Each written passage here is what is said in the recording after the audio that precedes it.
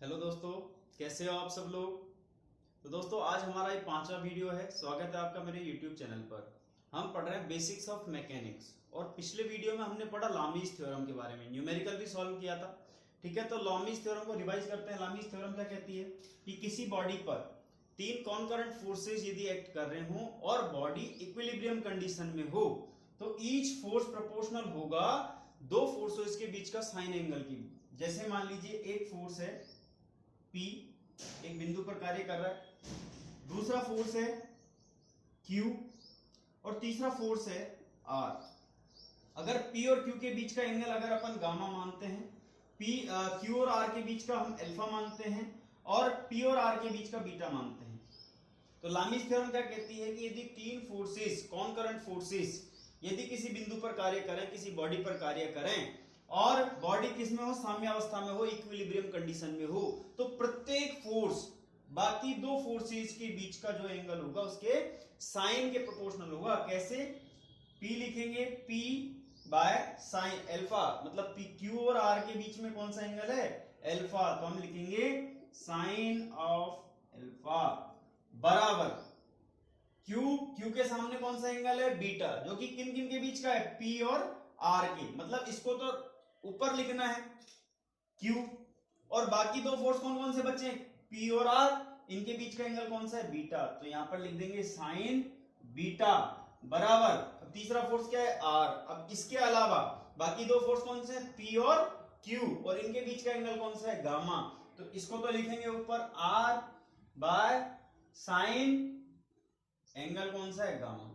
ये हमारी क्या है, लामीज थ्योरम।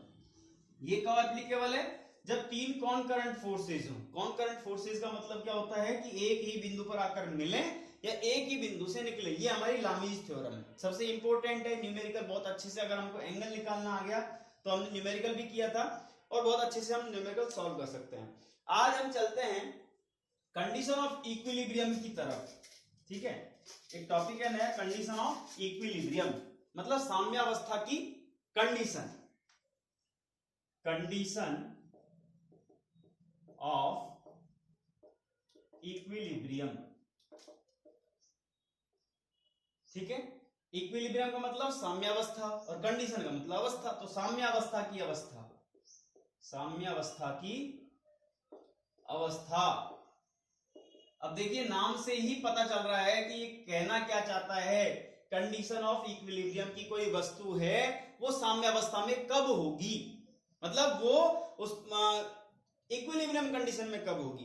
तो हम मान सकते हैं, मान लीजिए कोई बॉडी है, ठीक है, अब इस पर फोर्सेस लगे हुए हैं, यहां से लगा हुआ है F और यहां से लगा हुआ है F2, इसको F1 दे देते हैं, इसको F2 दे देते हैं। अब इन दोनों की मान लीजिए जो दोनों की दोनों क्या है, कॉन्करेंट फोर्सेज है, लाइन ऑफ एक्शन जो क्रिया रेखा है वो एक बिंदु पर आकर मिल रही है। ठीक है, ऐसे ही मान लीजिए कोई दूसरा फोर्स है, ये तो कॉन्करेंट फोर्सेज हो गए। अगर मैं कह दूं यहां पर पैरेलल फोर्सेज लगे हुए, समांतर फोर्स, एक तो लगा हुआ है इस तरफ और एक लगा हुआ है इस तरफ, जैसे बोतल का ढक्कन पे अपन दोनों तरफ लगाते हैं ना, इस प्रकार से फोर्सेज लगे हुए हैं। इसको मैंने नाम दे दिया P और इसको नाम दे दिया Q। अब इसकी लाइन ऑफ एक्शन तो इस तरफ है और इसकी लाइन ऑफ एक्शन इस तरफ है। तब देखिए दोनों फोर्स लगने से यहाँ F1 और F2 लगाया तो बॉडी क्या करनी चाहिए, मूव करनी चाहिए, मतलब यहां से गतिशील होनी चाहिए। अभी तो ये स्थिर अवस्था में है, जैसे ही फोर्स लगाए तो ये गतिशील अवस्था में होनी चाहिए। या फिर अगर मैं इसकी बात करूं तो ये फोर्स इधर लगेगा, जैसे मान लीजिए ये इस प्रकार से है, ये फोर्स इस प्रकार से लगा हुआ है, ये इस प्रकार से, मतलब ये बॉडी क्या करनी चाहिए, रोटेट करनी चाहिए, मतलब घूमनी चाहिए। यदि बल लगाने के बाद भी बॉडी क्या है, स्टेशनरी अवस्था में है, मतलब स्थिर अवस्था में ही है और मूव नहीं कर रही है, गति नहीं कर रही है, इसका मतलब बॉडी क्या है, इक्विलिब्रियम कंडीशन में है। बॉडी क्या है, साम्यावस्था में है और यह क्या है, साम्यावस्था की अवस्था। ठीक है ना, कि यदि बल लगाने के बाद भी बॉडी है वो मूव नहीं करे या रोटेट नहीं करे, ये घूमनी चाहिए। ठीक है ना, मतलब रोटेट करनी चाहिए, लेकिन रोटेट नहीं कर रही है, इसका मतलब ये बॉडी क्या है, इक्विलिब्रियम कंडीशन में है, साम्यावस्था में है। अब इक्विलिब्रियम का नियम क्या होता है, प्रिंसिपल क्या होता है, कैसे पता करेंगे कि भाई जो है बॉडी साम्यावस्था में होगी, तो उसके लिए एक प्रिंसिपल दिया गया है जिसको कहा जाता है principle of principle of equilibrium. Equilibrium मतलब इसको कहा जाता है साम्यावस्था का सिद्धांत। साम्यावस्था का सिद्धांत इसके अनुसार कि कोई भी वस्तु साम्यावस्था में होगी जब उसके ऊपर जितने भी बाहरी फोर्स लगे हुए हैं तो उनका एल्जेब्रिक सम क्या होगा, 0 होगा। या फिर अगर उन जो बल है उनका मोमेंट लिया जाए, आघूर्ण लिया जाए किसी बिंदु के सापेक्ष, किसी बिंदु के अबाउट, ठीक है ना, तो वो सिग्मा एम भी क्या होना चाहिए, 0 होना चाहिए। इसको मैं कैसे लिखूंगा देखिए, if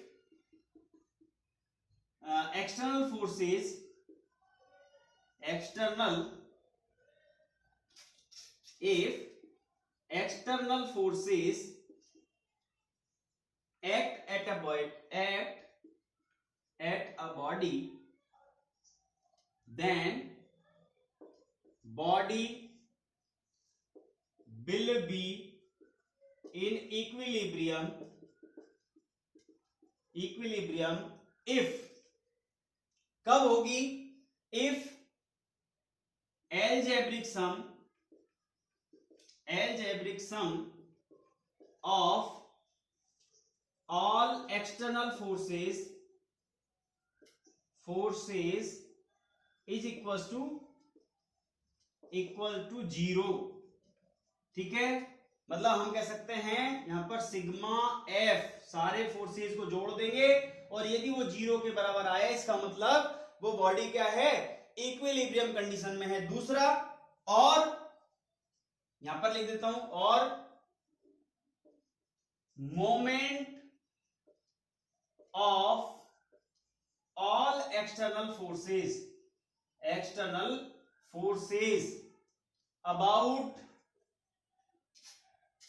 about any point in their plane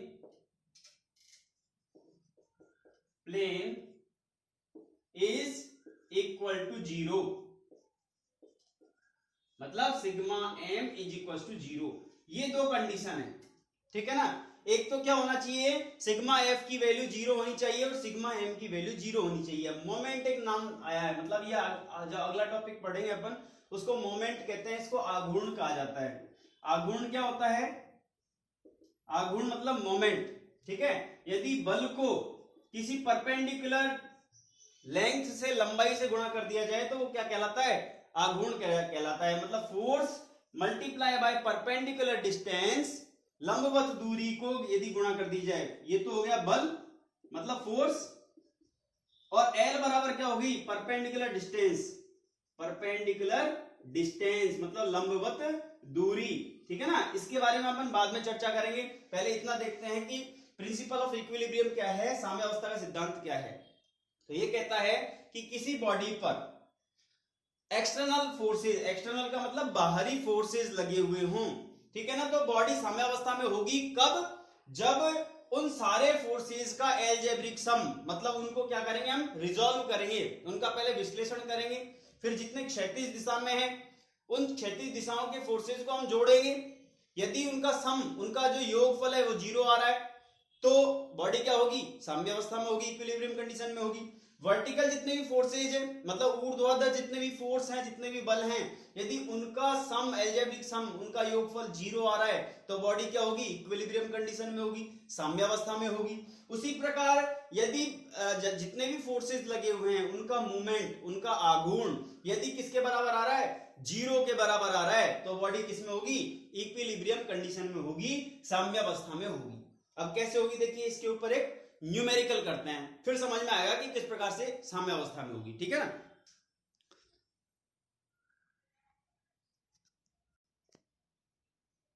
अब देखिए ये हमारे पास में क्वेश्चन है जिसमें हमसे कह रखा है 3 forces F1, F2, F3 are acting on a body as shown in figure. एक फिगर दे रखा है हमको, डायग्राम दे रखा है, उसमें 3 फोर्स हैं एक बॉडी पर एक्ट कर रहे हैं। मान लीजिए एक बिंदु O है यहां पर, और इस पर 3 फोर्स एक्ट कर रहे हैं, 3 फोर्स लगे हुए हैं, F1, F2 और F3, ठीक है। And the body is in equilibrium. हमसे कह रखा है कि बॉडी साम्यावस्था में है, ठीक है ना, बॉडी क्या है, इक्विलिब्रियम कंडीशन में है। If the magnitude of force F3 is 400 Newton, मतलब हमको एक फोर्स दे रखा है F3 और उसका मैग्नीट्यूड, उसका परिमाण कितना दे रखा है, 400 न्यूटन, ठीक है। Find the magnitudes of force F1 और एंड F2। अब हमको निकालना क्या है, हमको F1 और F2 दोनों की वैल्यू निकालनी है, इनका मैग्नीट्यूड निकालना है। वापस देखिए क्वेश्चन को कि तीन फोर्स हैं F1, F2 और F3 एक बॉडी पर एक्ट कर रहे हैं। हमसे कहा गया है कि बॉडी है वो इक्विलिब्रियम कंडीशन में है, ठीक है। F3 की वैल्यू हमको दे रखी है 400 न्यूटन, हमको निकालना है F1 और F2 की वैल्यू, ठीक है। और देखिए क्या दे रखा है कि F1 है वो 30 डिग्री पर लगा हुआ है हॉरिजॉन्टल से, क्षैतिज से, और F2 भी है वो भी 30 डिग्री पर लगा हुआ है हॉरिजॉन्टल से। अब हमको निकालना है मैग्नीट्यूड F1 और F2 का, ठीक है। तो क्या करेंगे हम, हमसे क्या रखा है बॉडी इज इन इक्विलिब्रियम, हमको तुरंत याद करना है कि इक्विलिब्रियम की कंडीशन क्या होती है। इक्विलिब्रियम की कंडीशन मतलब साम्यावस्था की कंडीशन, इक्विलिब्रियम कंडीशन क्या होती है कि यदि algebraic sum of external forces, तीनों की तीनों क्या है, एक्सटर्नल फोर्सेस हैं, और इनका सम क्या होना चाहिए, 0 होना चाहिए। कैसे, तो हम कहेंगे देखो F3 है वो नीचे की तरफ डाउनवर्ड फोर्स लगा हुआ है, लेकिन सर जो F1 और F2 है ना वो एंगल पर लगे हुए हैं 30 डिग्री के पर। तो हमने जब रिजोल्यूशन ऑफ फोर्सेस पढ़ा था तो हमने ये देखा था कि यदि किसी एंगल पर कोई फोर्स लगाया जाए, ठीक है ना, तो उसके दो कंपोनेंट बनते हैं, एक तो हॉरिजॉन्टल कंपोनेंट और एक वर्टिकल कंपोनेंट। तो यदि मैं F1 की बात करूं तो F1 के भी दो कंपोनेंट होंगे, एक तो x दिशा में और एक y दिशा में, दो कंपोनेंट होंगे। तो हमारी इक्विलिब्रियम कंडीशन क्या कहती है कि sigma F is equal to 0, मतलब algebraic sum of forces should be 0, ठीक है ना। अब अलजेब्रिक सम में कौन कौन सी चीजें आ गई, दो चीजें आ गई कि जितने भी फोर्स x दिशा में लगे हुए हैं, जितने भी फोर्स x दिशा में लगे हैं वो भी 0 होंगे, और जितने भी फोर्स y दिशा में लगे हुए हैं वो भी 0 होंगे, मतलब उनका योगफल भी क्या होगा, 0 होगा। तो हम क्या करेंगे, सबसे पहले तो इसका हॉरिजॉन्टल कंपोनेंट निकालेंगे F1 का। तो देखिए F1 हॉरिजॉन्टल के साथ में 30 डिग्री का बना रहा है, तो हॉरिजॉन्टल कंपोनेंट क्या होता है हमारा, cos थीटा। अगर मैं इसको पूरा डायग्राम बनाऊं तो ये तो कर्ण हो गया, ये आधार हो गया, ये लंब हो गया। तो हमने कहा लंब बटे आधार बटे कर्ण क्या होता है, cos थीटा होता है ना। तो हम कह सकते हैं ये हो गया हमारा F1 cos 30 डिग्री, ठीक है ना। और इसका वर्टिकल कंपोनेंट बाहर की तरफ ही होगा, तो ये F1 cos 30 है, तो ये क्या हो जाएगा F1 sin 30 डिग्री, ठीक है। उसी प्रकार इसका देखिए, अब चूंकि ये तो x दिशा में है, ठीक है ना, x दिशा में दाईं तरफ है, राइटवर्ड डायरेक्शन, लेकिन इसका देखिए ये दूसरे क्वाड्रेंट में आ गया। तो ये अगर इस तरफ है तो इसका हॉरिजॉन्टल कंपोनेंट इस दिशा में आएगा, तो हम कह सकते हैं इसको F2 cos 30 डिग्री, और वर्टिकल कंपोनेंट ऊपर की ओर आएगा, यहां पर मैं लिख दूंगा F2 sin 30 डिग्री। करना क्या है हमको इक्वेट करना है, मतलब हमने क्या अभी थोड़ी देर पहले क्या कहा कि sigma Fx is equal to 0 होना चाहिए। तो देखिए इनको जोड़ दीजिए, तो इस दिशा में क्या आ रहा है F1 cos 30 डिग्री। अब प्लस करेंगे, ठीक है ना, और प्लस करेंगे ये किस दिशा में, इस दिशा में, और ये दिशा माइनस की होती है, तो हम कह सकते हैं माइनस F2 cos 30 डिग्री, ठीक है ना। माइनस से प्लस क्या हो जाएगा, माइनस हो जाएगा, तो हम लिख देंगे F1 cos 30 degree minus F2 cos 30 degree, और ये दोनों किसके बराबर होंगे, 0 के बराबर, 0 के बराबर कर दिया। अब देखिए इसको 0 के बराबर है, इसको इधर ले जाइए भले ही, तो आप क्या लिखोगे F2, अब देखो cos 30 यहां भी आ रहा है, cos 30 यहां भी आ रहा है, ठीक है ना, या फिर आप ऐसे कर लीजिए cos 30 बराबर F2, इसको पक्षांतरण कर दिया हमने, 0 की तरफ ले गए, cos 30 0 का हटाकर, ठीक है ना। तो cos 30 से cos 30 गया, अपने पास क्या बच गया, अपने पास बच गया F1 बराबर F2, मतलब एक कंडीशन तो ये आ गई कि जो भी हमारा आंसर आएगा तो वो किसके बराबर होगा, F1 बराबर क्या होगा, F2 होगा। अब कैसे निकलेगा वो F1 F2, अभी तो हमने सिग्मा Fx ही तो किया है, मतलब क्षैतिज दिशा में जितने भी बल हैं उन्हीं को तो सॉल्व किया है, उन्हीं को हल किया है, लेकिन अभी तो वर्टिकल दिशा में भी तो हैं, तो नीचे की तरफ तो 400 न्यूटन है और ऊपर की तरफ एक तो F1 sin 30 है और दूसरा F2 sin 30 है, ठीक है ना। इनको भी इक्वेट कर दो तो हम कह सकते हैं sigma Fy is equal to 0।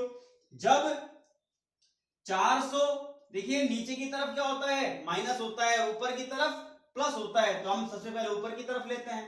F1 sin 30 plus F2 sin 30 minus, यहां पर माइनस करेंगे हम क्योंकि नीचे की तरफ है, 400 बराबर 0, ठीक है। अब हमसे कंडीशन क्या क्या रखी है, F1 और F2 दोनों के दोनों क्या हैं, बराबर हैं। F1 और F2 क्या है, दोनों के दोनों बराबर हैं। तो हम क्या कह सकते हैं, F1 और sin 30 की वैल्यू कितनी आती है, sin 30 की वैल्यू होती है 1/2 मतलब 0.5 प्लस F2 की जगह भी क्या रख देंगे हम, F1 ही रख देंगे और sin 30 की वैल्यू 1/2 रख देंगे, माइनस 400 बराबर 0, ठीक है सर। अब हम क्या करेंगे, इस 400 को इधर ले जाएंगे और इन दोनों को जोड़ लेंगे। देखिए F1/2 प्लस F1/2 बराबर 400 हो गया। अब आप मुझे बताइए कि यदि मैं इसको आधे को जोड़ू, इसको आधे को जोड़ू, या फिर मैं ऐसे कर दूं, इन दोनों का एलसीएम ले लूंगा तो 2F1/2 हो जाएगा। तो F1 यहां पर लिख देता हूं, यहां पर ये एलसीएम ले लिया 2 और ऊपर आ गया 2F1 बराबर में आ गया 400। तो 2 से 2 काट सकता हूं मैं, तो F1 की वैल्यू कितनी आ गई, 400 न्यूटन। और हमसे यहां पर क्या रखा है, F1 बराबर क्या है, F2, तो F1 बराबर 400 तो F2 बराबर भी क्या आएगा, 400 न्यूटन। देखिए कितना अच्छा क्वेश्चन था, तुरंत ही सॉल्व हो गया। हमको करना क्या था, सिग्मा fx की बराबर 0 रखनी है और सिग्मा fy बराबर 0 रखना है। सिग्मा fx मतलब जितने भी क्षैतिज बल हैं उनको हमको जोड़कर 0 के बराबर रख देना है, जितने भी वर्टिकल फोर्सेज हैं उनको जोड़कर 0 के बराबर रख देंगे, ठीक है ना। तो F1 की वैल्यू 400 आ जाएगी, F2 की वैल्यू 400 आ जाएगी, ठीक है। ये क्वेश्चन था, बहुत इजी क्वेश्चन था, ठीक है। अब चलते हैं हम फ्री बॉडी डायग्राम क्या होते हैं उनके बारे में समझते हैं। फ्री बॉडी डायग्राम, ठीक है, एक बार आप इसका स्क्रीनशॉट ले लीजिए।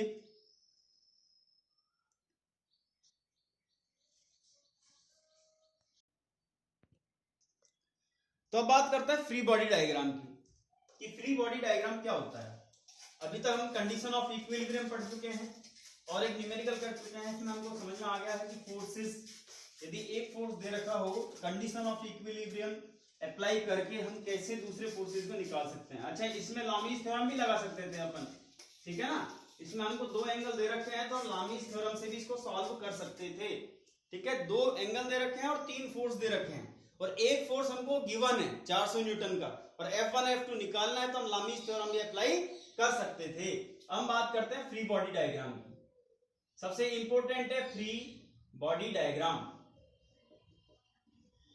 दोस्तों इसको क्या कहा जाता है, इसको शॉर्ट में कहा जाता है FBD, ठीक है ना, फ्री बॉडी डायग्राम। समझिए क्या होता है फ्री बॉडी डायग्राम। सपोज कीजिए कि कोई दीवार है इस प्रकार से और इस दीवार पर एक कील गड़ी हुई है, नेल, ठीक है ना। उस नेल से एक डोरी बंधी हुई है और इस डोरी से एक बॉल है वो इस दीवार पर अटैच है। मैं इस प्रकार से बना देता हूं, ये बॉल है और ये दीवार से टच में है, मतलब दीवार पर सपोर्ट है, दीवार इसका क्या है, सपोर्ट है। और ये इसके बिंदु से, केंद्र से एक डोरी जो है दीवार की एक खूंटी तक बंधी हुई है। और मान लीजिए इसका वेट है, इस बॉल का वेट है W, ठीक है ना। इस पॉइंट को मान लेता हूं मैं A, इस पॉइंट को मान लेता हूं B। अब देखिए ये क्या है, इक्विलिब्रियम कंडीशन में है, ठीक है ना। इसको क्या कहेंगे हम, इक्विलिब्रियम कंडीशन में है और दीवार क्या बना रही है, इस बॉल के लिए सपोर्ट बना रही है। तो फ्री बॉडी डायग्राम क्या होता है कि यदि मैं इस सपोर्ट को रिमूव कर दूं, हटा दूं, और जितना फोर्स इस बॉल ने इस दीवार पर लगा रखा था, मान लीजिए F फोर्स लगा रखा है इस दीवार के ऊपर, और जब मैं इस दीवार को हटाऊंगा, यहां से इस दीवार को मैंने यहां से हटा दिया, अब इसकी कंडीशन इक्विलिब्रियम कंडीशन ही रहनी चाहिए, मतलब ये इस तरफ नहीं आनी चाहिए। तो मैं क्या करूंगा, जितना फोर्स इस बॉल ने इस दीवार के ऊपर लगा रखा था उतनी की उतनी रिएक्शन, मतलब अपोजिट फोर्स उतनी की उतनी, मतलब अगर F फोर्स लगा रखा है तो उतनी की उतनी इस बिंदु पर मैं यहां पर लगा दूंगा F, ठीक है ना। तो इसको क्या बोलेंगे हम, रिएक्शन फोर्स। क्या बोलते हैं, रिएक्शन फोर्स, ठीक है ना, प्रतिक्रिया बल। अब क्योंकि क्रिया तो इधर हो रही थी, तो अब मैंने दीवार को हटा दिया। अब दीवार को रिमूव करने के बाद में इसकी कंडीशन को चेंज नहीं होने देना है, मतलब इसकी कंडीशन इक्विलिब्रियम कंडीशन है, साम्यावस्था है, तो इक्विलिब्रियम कंडीशन में ही रहनी चाहिए। तो मैं क्या करूंगा, अपोजिट डायरेक्शन में, विपरीत दिशा में एक बल लगाऊंगा जिसको रिएक्शन फोर्स कहा जाएगा। अगर मान लीजिए पॉइंट सी है तो इसको मैं FC नाम दे दूंगा, ठीक है ना। और जो रिएक्शन फोर्स है उस फोर्स को अपन किससे डिनोट करते हैं, R से, ठीक है। तो RC मतलब पॉइंट नंबर C पर एक फोर्स लगा हुआ है, R मतलब रिएक्शन, जिसको अपन ने डिनोट किया R से। तो इसको क्या कहेंगे, फ्री बॉडी डायग्राम को, कि यदि कोई वस्तु है वो इक्विलिब्रियम कंडीशन में है, ठीक है ना, और वो प्लेस की गई है सपोर्ट्स पे। अब सपोर्ट कुछ भी हो सकता है, दीवार हो सकती है, ठीक है ना, या फिर कोई छत हो सकती है, हिंज हो सकता है, तो उनको कंसीडर किया जाता है। यदि हम सपोर्ट्स को रिमूव कर दें और उनकी जगह हम रिएक्शन फोर्स अप्लाई करें, ठीक है ना, जितना कितना फोर्स, कितना रिएक्शन फोर्स अप्लाई करना, जितना कि उस बॉडी ने उसके ऊपर एक्सर्ट कर रखा था, उस दीवार के ऊपर, सपोर्ट के ऊपर लगा रखा था, उतना का उतना फोर्स हम अप्लाई करें, तो इस हमको क्या मिल सकता है, हम फ्री बॉडी डायग्राम प्राप्त कर सकते हैं, ठीक है ना। ये हो गया फ्री बॉडी डायग्राम का कॉन्सेप्ट। वापस देख लीजिए एक बार कि हमारे पास में कोई दीवार है जो कि सपोर्ट का काम कर रही है, उसके ऊपर एक गेंद लटकी हुई है, ठीक है ना, उसके ऊपर एक गेंद लटकी हुई है और वो फोर्स एक्सर्ट कर रही है किसी पॉइंट सी पर। इसको पॉइंट ए नाम दे दिया, इसका केंद्र हो गया बी, और यहां से एक डोरी लगी हुई है, ठीक है। अब देखिए इसका अगर वेट मानता हूं मैं W, ध्यान से समझना, इसका वेट मानता हूं मैं W, तब इस वेट के कारण देखिए ये जो डोरी है ना, ये स्ट्रिंग जो धागा है, उसके अंदर भी तो तनाव आएगा, उसके अंदर भी क्या आएगा, टेंशन आएगा, T, ठीक है, उसको मैंने डिनोट कर दिया T से। अगर मैं इस सपोर्ट को हटा दूं तो एक force, reaction force same magnitude का हमको यहां लगाना पड़ेगा पॉइंट नंबर C पर, और उसको हमने नाम दे दिया RC, और हमको क्या मिल जाएगा, हमको मिल जाएगा फ्री बॉडी डायग्राम। अब देखिए ये भी 3 फोर्स हो गए यहां पर, एक तो नीचे की तरफ लगा हुआ है जो कि इसका वेट है बॉडी का, दूसरा यहां पर जो टेंशन लगा हुआ है T, ये हो गया, और तीसरा रिएक्शन फोर्स आ गया, ये RC हो गया। तो ये भी कॉन्करेंट फोर्सेस बन गए कि नहीं बने, बिल्कुल बन गए। तो क्या यहां पर लामीज थ्योरम अप्लाई हो सकती है, बिल्कुल लामीज थ्योरम अप्लाई हो सकती है, ठीक है ना। और अगर हम रिजोल्यूशन ऑफ फोर्सेज मतलब F1 एंगल से निकाले इनका रिजोल्यूशन करके, कि अगर मान लीजिए 30 डिग्री है तो इसका हॉरिजॉन्टल कंपोनेंट होगा, एक वर्टिकल कंपोनेंट होगा, तो वैसे भी हम सॉल्व कर सकते हैं, ठीक है ना। तो एक क्वेश्चन लेते हैं हम इसके लिए समझने के लिए, भाई क्वेश्चन कैसे सॉल्व करेंगे इसके लिए। अब हमको यहां पर एक क्वेश्चन दे रखा है, मैं इसको मिटा देता हूं यहां से साइड से। हमको क्वेश्चन दे रखा है, a circular roller of weight 100 newton, एक रोलर है, गोला है, ठीक है ना, उसका वेट हमको दे रखा है 100 न्यूटन एंड रेडियस 10 सेंटीमीटर, और उसकी त्रिज्या कितनी दे रखी है हमको, 10 centimetre, hangs by a string मतलब लटका हुआ है एक धागे के द्वारा, AB 20 centimetre and rest against a smooth vertical wall at C as shown in figure. अब देखिए ये वॉल है, ठीक है ना, स्मूथ वर्टिकल वॉल मैंने कह दिया, और ये रोलर है जिसकी रेडियस कितनी है, जिसकी रेडियस दे रखी है हमको 10 सेंटीमीटर, और इस केंद्र से, इस सेंटर से इस पॉइंट को A मान लेते हैं, और स्ट्रिंग की लंबाई इसको B मान लेते हैं, इसकी लंबाई दे रखी है 20 सेंटीमीटर, और ये पॉइंट है C, ठीक है ना, जो ये दीवार से टच है, मतलब दीवार से टिका हुआ है, against the smooth vertical wall at C मतलब C पॉइंट पर ये रेस्ट कर रहा है, दीवार पर सपोर्ट कर रहा है, ठीक है ना। Determine force F in the string. अब देखिए मैंने अभी थोड़ी देर पहले बताया था कि अगर मान लीजिए इसका कुछ वेट दे रखा है, वेट कितना दे रखा है हमको 100 न्यूटन, इस रोलर का वेट दे रखा है 100 न्यूटन, तो इस वेट की वजह से इस स्ट्रिंग में, इस धागे में क्या आएगा, तनाव आएगा, और उस तनाव को हमको निकालना है, हमसे कह रखा है फोर्स F इन स्ट्रिंग। इस धागे में जो तनाव है ना F, वो किस साइड में लगेगा, ऊपर की साइड में लगेगा, ध्यान रखना, जहां कील लगी हुई है उस ऊपर की साइड एफ लगेगा, फोर्स लगेगा, तनाव लगेगा, ठीक है ना, टेंशन। तो इस एफ को ज्ञात करना है। और दूसरा हमसे क्या रखा है, रिएक्शन, मतलब यदि हम इस दीवार को हटा दें तो रिएक्शन निकालनी है हमें। तो हम क्या करेंगे, सबसे पहले तो इसका फ्री बॉडी डायग्राम बनाएंगे, एफबीडी बनाएंगे। क्या करेंगे, रोलर को तो एजीटी बना लेंगे। रोलर का जो केंद्र बिंदु है उससे 100 न्यूटन का फोर्स जो इसका नीचे लगा हुआ है वो 100 न्यूटन एजीटी लगा लेंगे, ये 100 न्यूटन हो गया, ठीक है।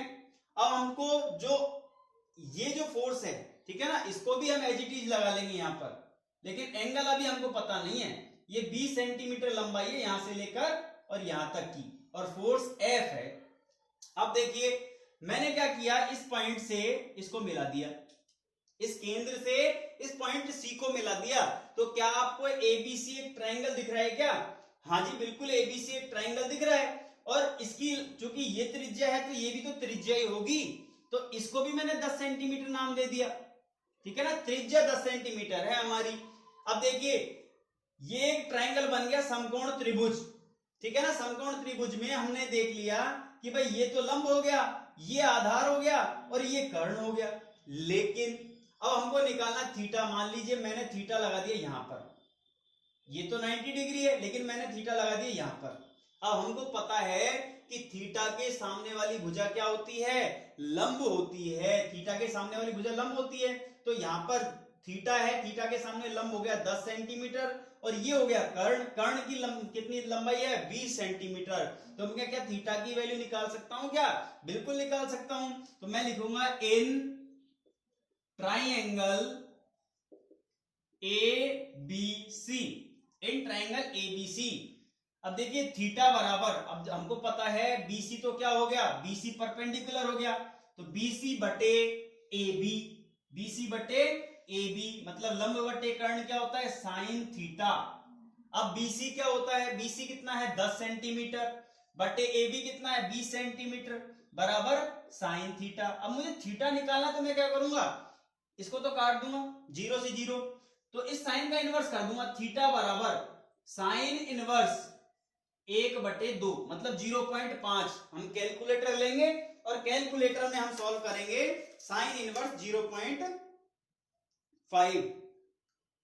साइन इनवर्स 0.5, तो हमारे पास में थीटा आ गया 30 डिग्री। देखिए इस प्रकार से करना है आपको। तो थीटा की वैल्यू कितनी आ गई, 30 डिग्री, ठीक है साहब। हमको कौन सा थीटा मिल गया, ये 30 डिग्री का मिल गया, ये 30 डिग्री का मिल गया। अब देखिए यहां पर हमको ये वाला थीटा मिला है 30 डिग्री का, ठीक है ना। अब देखिए अगर मैं इस लाइन को पीछे की ओर बढ़ा दूं इस प्रकार से, तो क्या जेड की आकृति बन रही है क्या?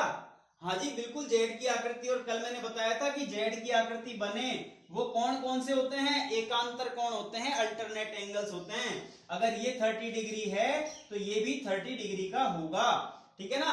तो ये 30 डिग्री है, यहां पर ये 30 डिग्री है, तो ये एंगल भी कितने का होगा, 30 डिग्री का होगा। इसको मैं अच्छे से बना देता हूं।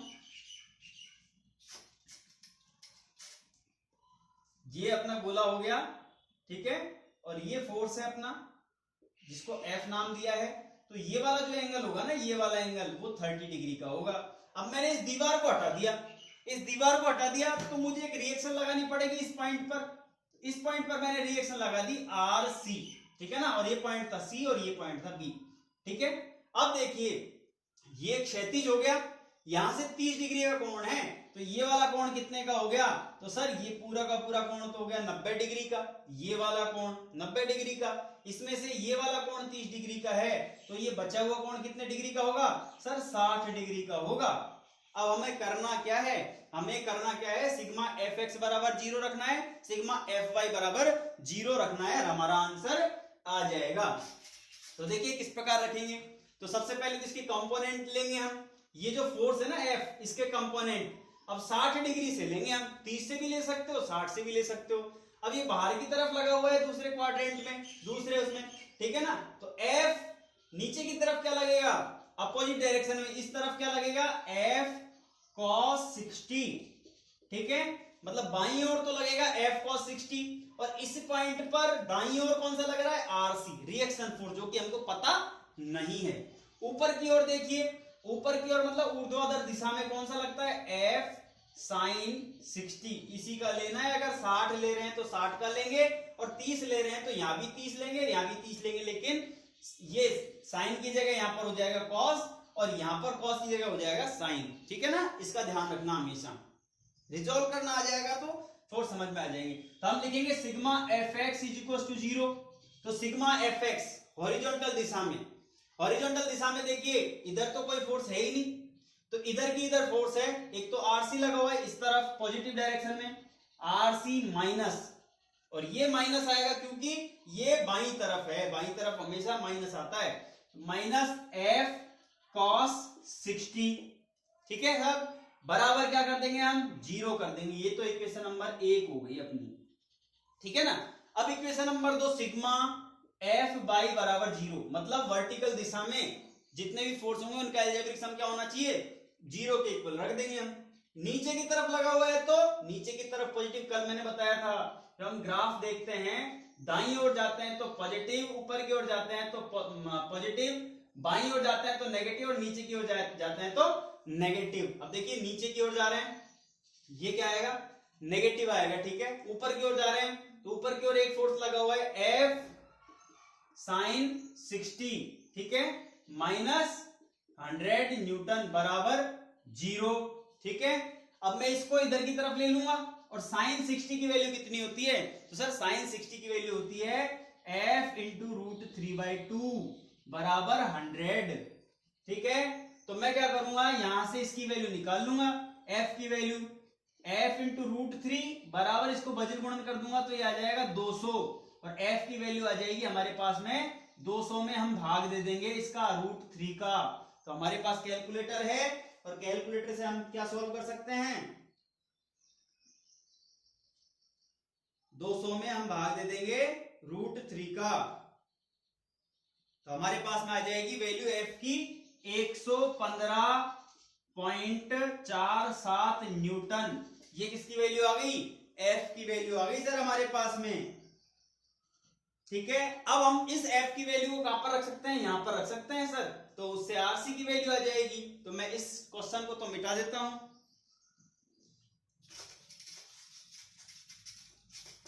तो हमारी जो इक्वेशन नंबर 1 है rc माइनस f cos 60 बराबर 0।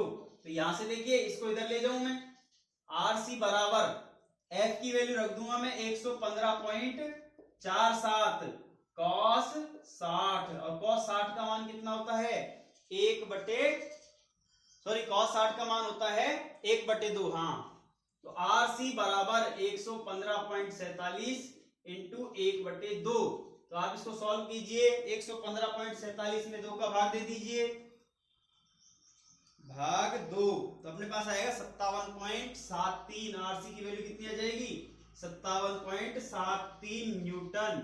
ठीक है, ये आ गया अपने पास में इसका आंसर। दोनों चीज पूछी थी, एफ की वैल्यू पूछी थी और एफ की वैल्यू आ गई हमारे पास और आरसी की वैल्यू आ गई। एक बार देख लीजिए वापस, फिर इसको एक बार वापस समझाता हूं।